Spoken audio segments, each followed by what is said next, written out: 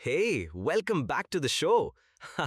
Today, we are sharpening our focus on a giant in the Indian industrial landscape, Steel Authority of India Limited, or SAIL, a major public sector undertaking integral to India's steel production. Absolutely. SAIL is a cornerstone of India's steel sector with massive integrated steel plants across the country. Think Bhilai, Rourkela, Durgapur, Bokaro, and IISCO in Burnpur, among others. They're a Navratna company, which speaks to their significance. Right. So, SAIL has released its audited financial results for the quarter and financial year ended March 21st, 2025. The Board of Directors approved these results in their meeting held on May 28th, 2025. We'll be looking at both the standalone and consolidated figures today. So, let's get straight into it. Sounds good. Let's start with the standalone financials. What's the revenue from operations looking like for the fourth quarter of FY25? How does it compare year over year and quarter over quarter? Okay, for the standalone results, in the fourth quarter ended March 31st, 2025, SAIL reported revenue from operations of 29,316.08 crore rupees. Comparing this year over year, so against the quarter ended March 31st, 2024, where it was 27,957.99 crore rupees, that's a decent increase of about 4.86%. Now looking at it quarter over quarter, compared to the third quarter ended December 31st, 2024, where revenue was 24,489.63 crore rupees, this is a significant jump of nearly 19.71%. So a strong sequential recovery in Q4. That's a notable sequential jump indeed. And for the full financial year FY25 on a standalone basis, For the full financial year FY25, standalone revenue from operations came in at 1,02,478.19 crore rupees. This is actually a slight dip of about 2.75% compared to FY24, where it was 1,05,374.59 crore rupees. So the strong Q4 performance wasn't enough to offset the earlier part of the year entirely on the revenue front. interesting. How about the EBITDA figures from the press release for standalone? What are the trends there for Q4 and the full year? Right. The press release gives us the standalone EBITDA. For Q4 FY25, it was 3,781 crore rupees. Year over year, this is slightly down from 3,829 crore rupees in Q4 FY24, a decrease of about 1.25%. Quarter over quarter, however, it's a very strong rebound from 2,389 crore rupees in Q3 FY25. That's up by a hefty 58.27%. For the full financial year FY25, standalone EBITDA stood at 11,764 crore rupees, down from 12,280 crore rupees in FY24, a decrease of about 4%. So, similar to revenue, a strong Q4 EBITDA couldn't quite lift the full year figures above the previous year. Let's look at profit before tax or PBT on a standalone basis. For standalone PBT, in Q4 FY25, SAIL reported 1,563.98 crore rupees. Year over year, this is up by about 17.72% from 1,328.57 crore rupees in Q4 FY24. Remember, Q4 FY24 PBT was after an exceptional item of negative 502.34 crore rupees. Quarter over quarter, it's a massive jump from 318.03 crore rupees in Q3 FY25. That's an increase of over 391%. For the full financial year FY25, standalone PBT was 3,008.82 crore rupees. This is down from 3,687.67 crore rupees in FY24, a decrease of about 18.41%. Again, FY24 PBT was after a larger negative exceptional item of 840.84 crore rupees. And the bottom line, profit after tax or PAT for standalone? Standalone PAT for Q4 FY25 was 1,177.96 crore rupees. Year over year, that's up by 16.49% from 1,011.22 crore rupees in Q4 FY24. Quarter over quarter, it's a huge increase from 125.80 crore rupees in Q3 FY25. That's up by over 836%. For the full financial year FY25, standalone PAT was 2,147.96 crore rupees, which is down 21.41% from 2,733.11 crore rupees in FY24. Okay, and standalone earnings per share or EPS? Standalone EPS for Q4 FY25 stood at 2.85 rupees. Year over year, this is up from 2.45 rupees in Q4 FY24. Quarter over quarter, it's a significant increase from 0.30 rupees in Q3 FY25. For the full year FY25, EPS was 5.20 rupees, down from 6.62 rupees in FY24. Any significant other income on the standalone side we should note? Yes, for Q4 FY25, standalone other income was 300.46 crore rupees. This is down from 353.36 crore rupees in Q4 FY24 and also down from 364.31 crore rupees in Q3 FY25. For the full year FY25, it was 1,134.41 crore rupees, slightly down from 1,148.06 crore rupees in FY24. All right, now let's switch to the consolidated picture. On the consolidated front for Q4 FY25, revenue from operations was 29,316.14 crore rupees. This is very close to the standalone figure. Year over year, compared to 27,958.52 crore rupees in Q4 FY24, it's up by about 4.86%. Quarter over quarter, it's up from 24,489.91 crore rupees in Q3 FY25, an increase of about 19.7%.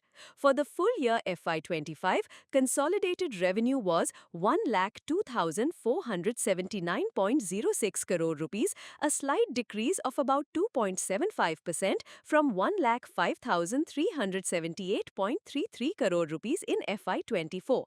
So the trends are very similar to standalone revenue. And consolidated EBITDA? I know it's not directly in the table, but what are your calculations showing? Yes, for consolidated EBITDA, which we've calculated from PBT plus finance costs and depreciation, for Q4 FY25, it comes to around 3,845.49 crore rupees.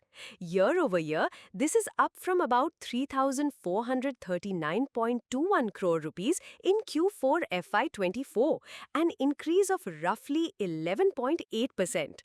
Quarter over quarter, it's a strong rise from about 2,423.12 crore rupees in Q3 FY25, up by nearly 58.7%.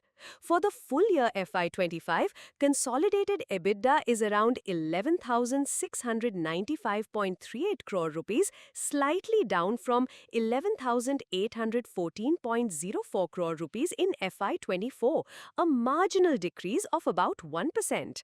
How about the consolidated PBT? Consolidated PBT for Q4 FY25 stood at 1,657.21 crore rupees. This includes a share of profit from investments accounted for using the equity method of 93.50 crore rupees. Year over year, this is up by about 15% from 1,441.20 crore rupees in Q4 FY24. Again, Q4 FY24 PBT was after that exceptional item. Quarter over quarter, it's a very significant increase from 322.89 crore rupees in Q3 FY25. For the full year FY25, consolidated PBT was 3,251.53 crore rupees, which is down from 4,061.81 crore rupees in FY24, a decrease of about 20%. And the consolidated profit after tax attributable to owners? Consolidated PAT attributable to owners for Q4 FY25 was 1,251.00 crore rupees. Year over year, this is up by about 11.13% from 1,125.68 crore rupees in Q4 FY24. Quarter over quarter, it shows a massive jump from 141.89 crore rupees in Q3 FY25. For the full year FY25, consolidated PAT was 2,371.82 crore rupees, down about 22.66% from 3,066.67 crore rupees in FY24. And the consolidated EPS? Consolidated EPS for Q4 FY25 was 3.03 rupees. Year over year, this is up from 2.73 rupees in Q4 FY24. Quarter over quarter, it's a substantial increase from 0.34 rupees in Q3 FY25. For the full year FY25, EPS was 5.74 rupees, down from 7.42 rupees in FY24. Any notable other income or share of profit from JVs and associates on the consolidated side? Yes, for Q4 FY25, consolidated other income was 297.54 crore rupees, and the share of profit from investments accounted for using the equity method was 93.50 crore rupees. For the full year FY25, other income was 875.03 crore rupees, and the share of profit from investments was 486.78 crore rupees. This share from JVs and associates is a positive contributor to the consolidated bottom line. Let's talk profitability. How do the margins look when comparing standalone and consolidated? Oh, for standalone in Q4 FY25, the EBITDA margin from the press release figures, EBITDA divided by revenue from ops, is about 12.89%. The PAT margin is around 4.02%. For consolidated Q4 FY25, the calculated EBITDA margin is about 13.11%, and the PAT margin attributable to owners is about 4.27%. So the consolidated margins are slightly better in Q4, likely helped by the profit share from JVs and associates. For the full year FY25, standalone EBITDA margin is about 11.48% and PAT margin is 2.10%. Consolidated EBITDA margin is about 11.41% and PAT margin is 2.31%. The annual PAT margin is again slightly better on a consolidated basis. Were there any significant exceptional items reported for the quarter or year? And were they similar for both standalone and consolidated results? Yes, there were exceptional items. For standalone Q4 FY25, there was a net charge of 29.41 crore rupees. For the full year FY25, the net charge was 312.64 crore rupees. These figures are identical for the consolidated results. Note 10 on page 11 details these for FY25. They include charges for perquisites and allowances to executives, settlements of contractual disputes, a write back of provisions for commercial tax, and further settlements of contractual disputes. The net effect for the year was an expense of 312.64 crore rupees. For FY24, the exceptional items were also significant, totaling a charge of 840.84 crore rupees, mainly due to settlements of contractual disputes and entry tax disputes. Moving to the balance sheet, any key highlights on debt or equity for standalone and consolidated as of March 31st, 2025? On the standalone balance sheet as of March 31st, 2025, the total equity stands at 55,656.41 crore rupees. Total borrowings, non-current plus current, are around 29,811.11 crore rupees. Page 51 also confirms total financial indebtedness at this level. On the consolidated side, total equity attributable to owners of the parent is 58,905.60 crore rupees. So, consolidated equity is higher as expected due to the net assets of consolidated entities. What about cash flows? Anything significant from the operations? And did the company mention any dividends? For the full financial year FY25, standalone net cash generated from operating activities was 9,888.34 crore rupees. On a consolidated basis, it was slightly higher at 9,914.30 crore rupees. And yes, regarding dividends, the Board of Directors has recommended a final dividend of 1.60 rupees per equity share of 10 rupees each for the financial year 2024-25. This is, of course, subject to shareholder approval. Now, let's delve into segment performance. The reports provide details for standalone and consolidated. Are they broadly similar? What are the key takeaways from the major steel plants? Interestingly, the segment-wise revenue, results, assets and liabilities reported on page 4 for standalone and page 28 for consolidated are identical.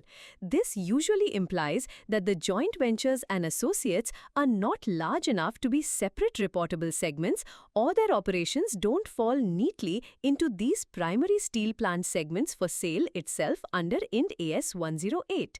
Looking at the standalone and thus effectively the reported consolidated segment results for Q4 FY25, Bhilai Steel Plant had a PBIT of 1,244.05 crore rupees on revenues of 9,095.36 crore rupees.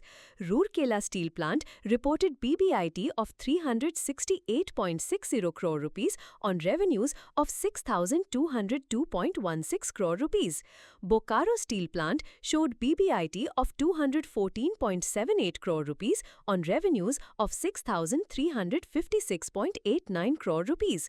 IISCO Steel Plant had a PBIT of 423.40 crore rupees on revenues of 3,665.01 crore rupees. Durgapur Steel Plant reported PBIT of 145.05 crore rupees on revenues of 3,008.74 crore rupees. However, Salem Steel Plant reported a loss of 86.92 crore rupees and Visvesvaraya Iron and Steel Plant also reported a loss of 6.52 crore rupees for the quarter. For the full year FY25, Bhilai was the star performer with a PBIT of 4,090.65 crore rupees. Rourkela and IISCO also had strong PBITs of 828.52 crore rupees and 696.33 crore rupees respectively. Bokaro was lower at 125.52 crore rupees. Salem and Visvesvaraya posted losses for the full year as well. So, Bhilai leading the charge. How does the overall performance for FY25 look compared to FY24, considering these segment contributions? Overall, on a standalone basis for FY25, while Q4 showed improvement, the full-year PAT was down, as we discussed. This was despite a relatively stable EBITDA for the year. Higher finance costs and depreciation, along with the net exceptional charge, contributed to the PBT decline. The steel plants like Bhilai, Rourkela and IISCO have been key profit drivers, but the losses from smaller plants and performance in other quarters impacted the annual numbers. The press release also mentions that standalone crude steel production was 19.17 million tons in FY25, slightly down from 19.24 million tons in FY24, while sales volume increased to 17.89 million tons from 17.02 million tons. The reports always have several notes. Were there any particularly significant notes or events that caught your eye apart from the exceptional items? Yes, a few are quite important. Note 5 mentions that sales to certain government agencies are done at provisional prices until a final price is agreed. For FY25, such provisional sales amounted to 9,496.05 crore rupees. This introduces an element of uncertainty in revenue recognized. Note 6 discusses the inventory of subgrade iron ore fines valued at 3,867.41 crore rupees as of March 2025. There are ongoing efforts for clearances and utilization, which is a significant inventory item to watch. Then there are ongoing disputes. Note 7 on entry tax liability in Jharkhand, where 105.13 crore rupees is treated as a contingent liability. Note 8 details a complex situation with Damodar Valley Corporation or DVC regarding electricity charges. SAIL has adjusted a refundable amount of 344.75 crore rupees from DVC but still carries an advance of 216.87 crore rupees with DVC as a contingent liability and has claims receivable of 306.29 crore rupees. This is a long-standing issue. Note 9 mentions a demand of 1,905.52 crore rupees related to water charges from Tenughat Dam, which SAIL is treating as a contingent liability. And Note 11 about the suspension and subsequent revocation of suspension for 2 directors and some other officials following a preliminary CVO inquiry is also noteworthy, though management states it's not likely to have a material impact. Oh, those are quite a few significant contingent liabilities and ongoing matters.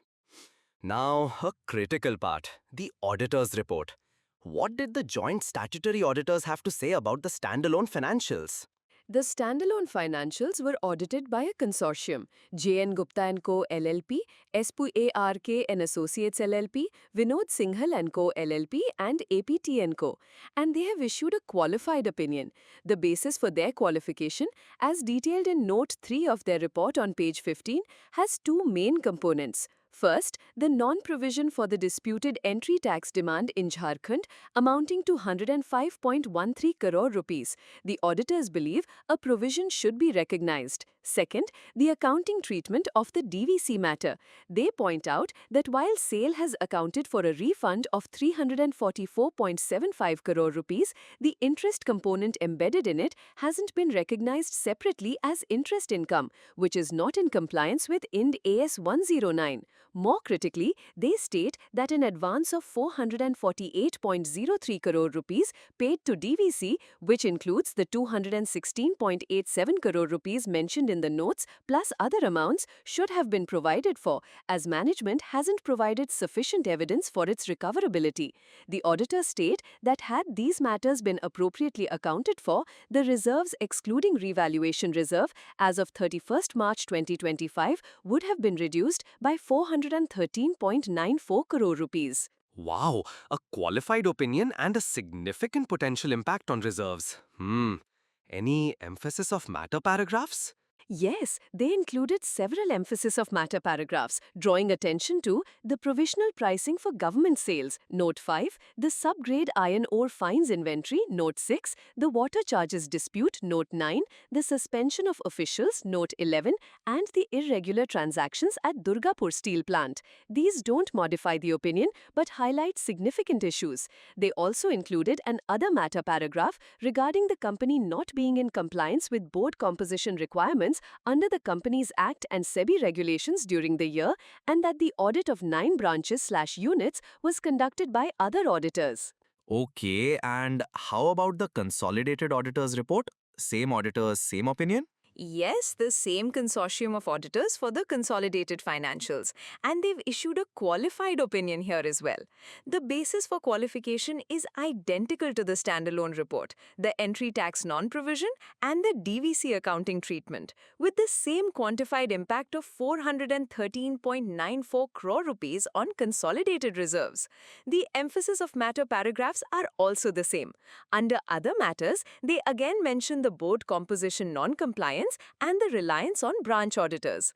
Additionally, for consolidation, they state they did not audit the financial statements of 1 subsidiary and 4 joint ventures whose financials reflect total assets and revenues of certain amounts and were audited by other auditors, and that the consolidated financials also include unaudited financial statements of 1 subsidiary, 1 associate, and 7 joint ventures whose impact is certified by management as not material.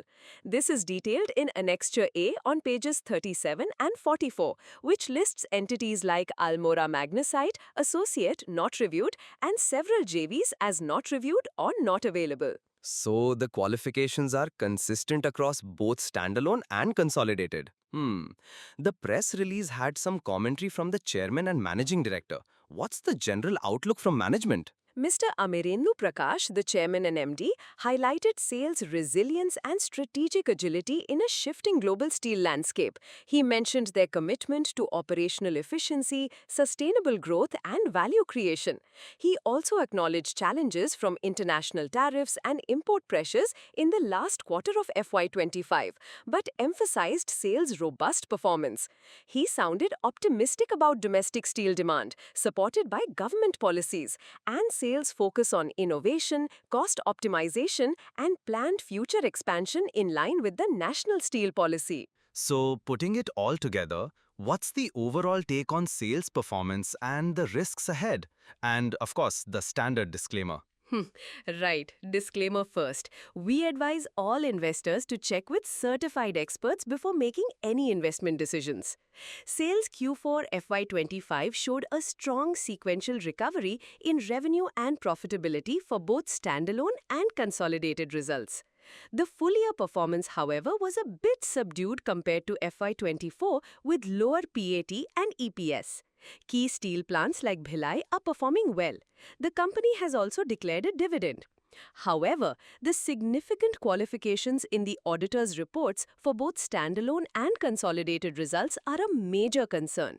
The non-provision for entry tax and the accounting treatment for the DVC matter, which auditors say would reduce reserves by over 413 crore rupees, cannot be ignored. Additionally, there are substantial contingent liabilities related to various disputes. The issues with unaudited financials of some consolidated entities also add a layer of uncertainty. The outlook, as per management, is positive, banking on domestic demand and operational improvements. But these audit qualifications and ongoing disputes pose significant risks that investors need to weigh carefully. So, a mixed bag then. A strong Q4 operationally, but overshadowed by serious audit qualifications and contingent liabilities. It seems like there are underlying issues that need resolution for a clearer financial picture. Precisely. The operational strength in Q4 is encouraging, but the audit qualifications are a red flag. Investors will need to monitor how these issues are resolved and their potential impact on future financials. The details on outstanding qualified borrowings also show an increase by year-end to 10,825.45 crore rupees, which is something to keep an eye on. A very thorough analysis. Thanks for breaking that all down for us. It's clear that with SAIL, like any large company, you really need to look beyond the headline numbers and dig into those notes and auditors' reports. You got it. Always read the fine print. Haha, indeed. That's all the time we have for today.